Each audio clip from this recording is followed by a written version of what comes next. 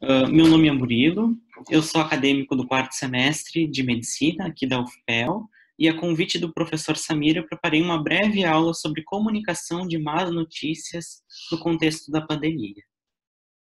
Como a gente sabe, uma má notícia pode ser qualquer coisa que vai desde a descoberta de uma nova condição de saúde, uma piora repentina do quadro clínico ou até mesmo a morte do paciente.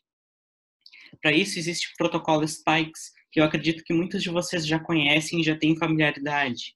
O protocolo Spikes começa com Sitting Up, e que é uma preparação para a comunicação. Você deve manter a calma e encontrar um local adequado, onde você possa sentar, por exemplo, para a conversa, um lugar que você não seja interrompido.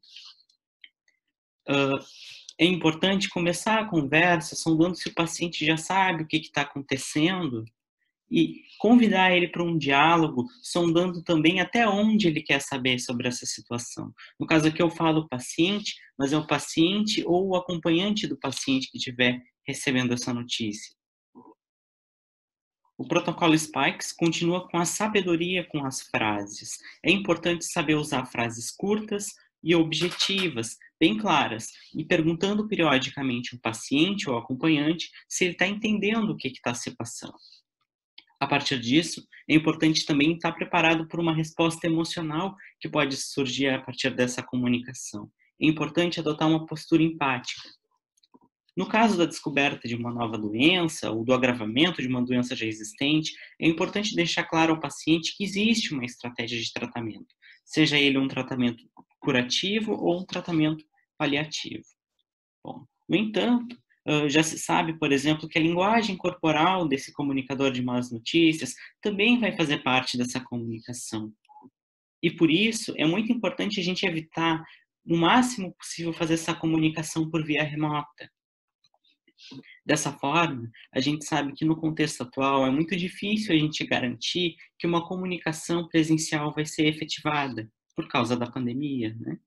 Então, um artigo da revista Pan-Americana de Saúde Pública traz algumas dicas para fazer essa comunicação por telefone.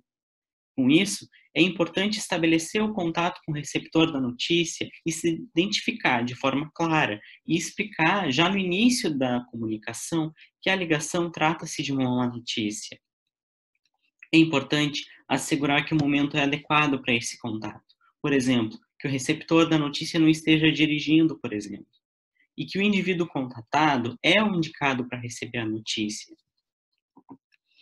É importante não deixar essa mensagem por WhatsApp, por Messenger ou por mensagem de voz, quando a ligação é perdida. Estabeleça uma ligação ali que há essa troca entre você e o receptor dessa notícia.